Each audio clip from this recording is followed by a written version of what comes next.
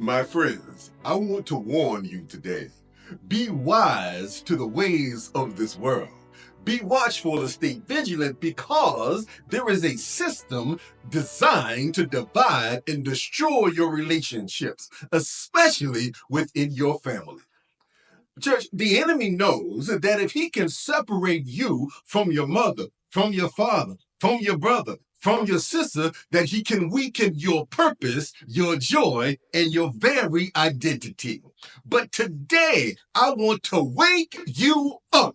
The world cannot take what God has blessed you with unless you allow it. Let's talk about how to guard our relationships and stand strong in love, in wisdom, and in resilience. Number one, recognize the tactics of division. John chapter 10, verse 10 says, "The thief comes in only to steal and kill and destroy. I have come that they may have life and have it to the full." The world will use lies, manipulations, and offenses to create division in your family. You've seen it before, small misunderstandings that turn into years of silence. A harsh word here, a harsh word there. A prideful heart, and suddenly the enemy has built a wall where God meant there to be love.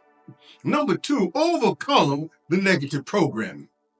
See, many of us have been programmed by society to react instead of respond. We've been taught to say, if they don't respect me, I don't need them. But that's not what God says. Romans chapter 12, verse 2 instructs us plainly, do not conform to the pattern of this world. Be transformed by the renewing of your mind. So today, I want you to reframe your thoughts. Instead of saying, my father was never there for me, say, I choose to forgive and break the cycle for future generations.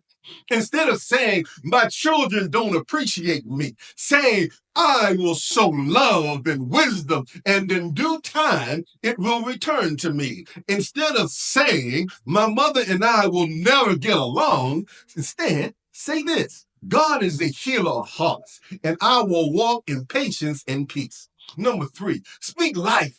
Speak life into your relationships. Proverbs chapter 18, verse 21 says, the tongue has the power of life and death.